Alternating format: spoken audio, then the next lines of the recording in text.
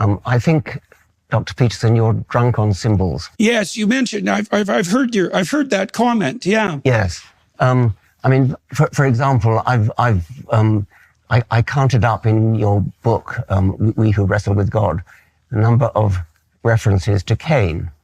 Mm-hmm. There are 356 references to Cain in the book, and 20 references to the descendants of Cain. You're obsessed with Cain because Cain is symbolic of evil. All the evil in the world, you more or less blame Cain for, and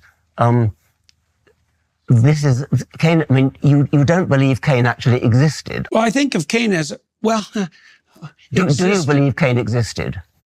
I think the pattern that Cain represents is an eternal pattern. And so yes, it's a higher level of existence. That's different. I realize that. Well, there are Cain types who exist, and there could well be there are Cain types. Yeah, but Cain himself, I mean, you give the game away where you say in your book, Cain and Abel were the first humans to be born in the natural way. Now that betrays you as it were pretending you think they really existed, because you wouldn't have said they were born in a natural way unless you were muddling up facts with symbols there, because you don't think that Cain and Abel existed. Well, I don't. What do I think about Cain and Abel? I said, I think the pattern that they represent always exists. Always exists. You understand that that's a different thing. What's a different matter? A pattern that they represent, the conflict between brothers, the rivalry between brothers. This is a fundamental pattern, which yes, it's something that's there. But I care about facts. I mean, did they exist or did they not exist? Well, I can imagine a situation where when the story was originated, that it referred to two actual brothers.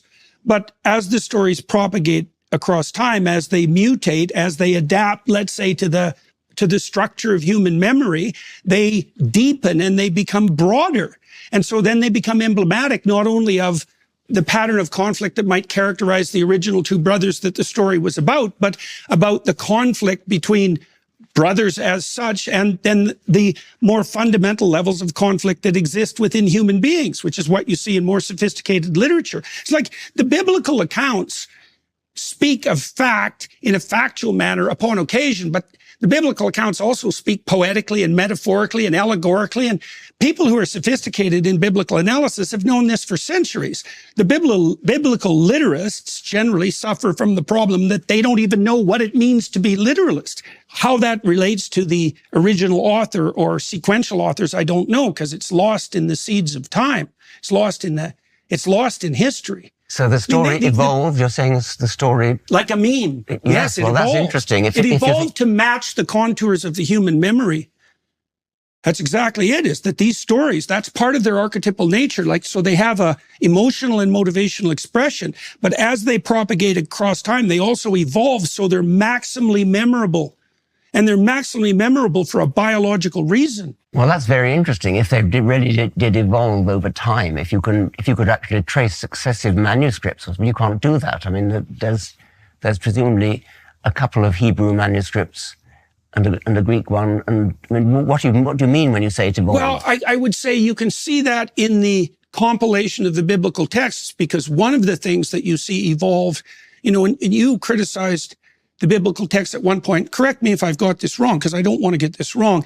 You said that there isn't anything in the biblical text that constitutes, let's say, significant original discovery, which is something that you'd expect if it was of divine providence, let's say, divine providence. And so, I think, I was thinking about that objection, and I think that one of the discoveries that the text lays bare in an insanely brilliant manner is that the foundation of the community is sacrifice, that's an appropriate conceptualization. And you can see the concept of sacrifice evolve across the biblical texts as they're sequenced chronologically in the overall story that makes up the biblical text. The idea of sacrifice becomes more and more sophisticated. It's more and more elaborated. It's more and more specified. It's more and more embodied. There's an obvious progression in ideas. The progression, where do you see that progression? In successive manuscripts? Or It's in the successive stories as the text progresses. The way a novel progresses. So something like sacrifice in the Old Testament. sacrifice in the Old Testament. No, through the entire, all the way New through Testament to the New Testament. text is a sacrificial story as well. The Passion story is a story of sacrifice. It is and indeed. the sacrificial motif recurs continually through the biblical text, and it's elaborated constantly. And okay, so the criticism is the Bible as a text gives us nothing to indicate that it has divine origin. There's nothing that we can read in it where we think there's no way this idea could have evolved were it not divinely put into this text. That's a criticism that perhaps Professor Dawkins made in the past. Well, I think it's reflective of some order that's so profound and implicit that there isn't a better way of describing it than divine. But I don't really care if we look at that from the bottom up, like as a biological phenomena, or as from the top down. I don't think it makes any difference. It doesn't make a difference whether it was divinely inspired or whether it evolved within human in progression during a series of manuscripts, presumably. Now, I think that's genuinely interesting, but it's a huge difference. It's not the same thing. I mean, either it was divinely inspired or it wasn't. Well, it's the same thing if it's fundamentally reflective of the, inaccurately reflective of the implicit logos or order. But what are you actually saying? Are you saying that Abraham did or did not sacrifice Isaac? Are you saying that Jesus really did die for our sins? I mean, do you believe that? Do you believe that as a fact, that Jesus died for our sins? Yeah, my job is to keep things on track here. I think there are a number of questions which Professor Dawkins has asked quite directly that we still haven't really heard an answer for. Okay. And Professor Dawkins asking about the virgin birth. You started talking about metaphor, you started talking about myth. I think anybody listening to this conversation will understand that maybe a society that doesn't believe in the virgin birth won't work. Maybe that's the predictive power that you're talking about. But I think you must understand that when Professor Dawkins is asking you, do you believe that Jesus was born of a virgin?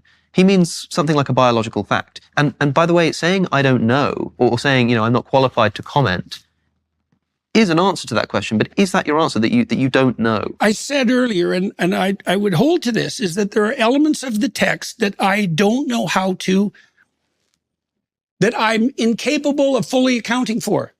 I can't account for what the fundamental reality and significance of the notion of the resurrection is. My knowledge just ends. Sure, but I know that whatever happened as a consequence of the origination and the promotion of the Christian story was powerful enough to bring Rome to its knees and demolish the pagan enterprise. So there's some power in that story that's remarkable. Let's stick to the virgin birth. Yes. Yeah. And, well, the virgin birth results from a mistranslation of Isaiah. You know that.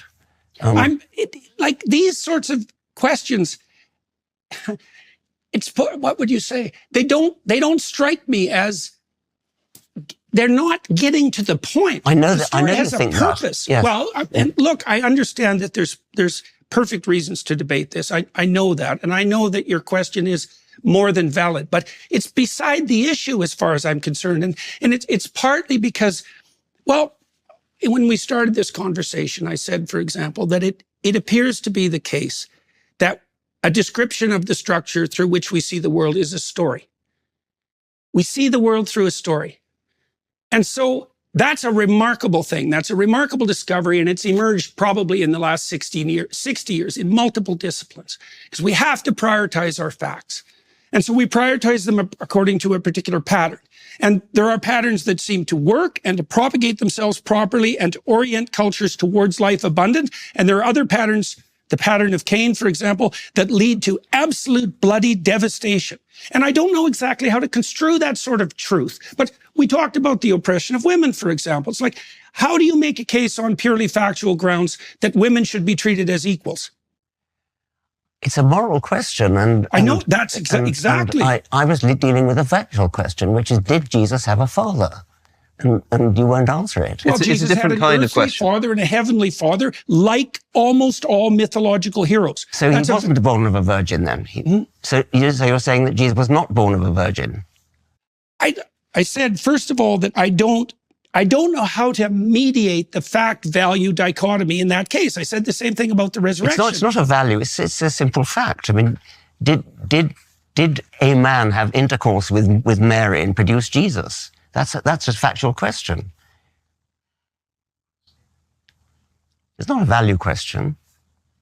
You must understand what you're being asked here, that even if you think that, say, the author of the biblical texts intended much more significance than a simple scientific analysis of events, Professor Dawkins is interested in scientific truth. That's the kind of truth that he's interested in. And even if you think it's irrelevant to the point of what the gospel authors were getting at, that first needs to be clarified before you can then begin actually uncovering what the stories are about. So I think Professor Dawkins is asking from a scientific perspective, and maybe you think that scientific approach is wrong, but if you just take it for a moment, maybe this is how we find out that it is wrong. Let's take a scientific approach, ask the question, did this occur? I think that it's inappropriate to use a question like that to attempt to undermine the validity of the entire, what would you say, deep mythological enterprise. Well, suppose we weren't doing that. Suppose we were asking out of interest. Suppose that we were all here devout Christians, maybe even Jungian Christians, and we thought, this is interesting, over dinner. Do you think it really happened, like scientifically? Would your answer just be, I don't know? Yes.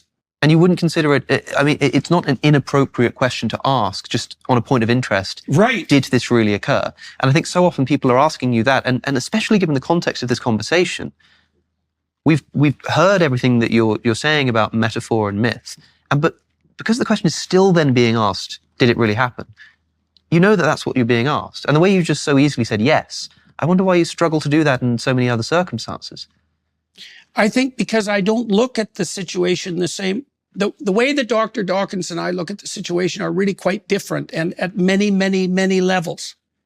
You know, so even on the meme question, for example, you know, like I know the literature on the history of religious ideas.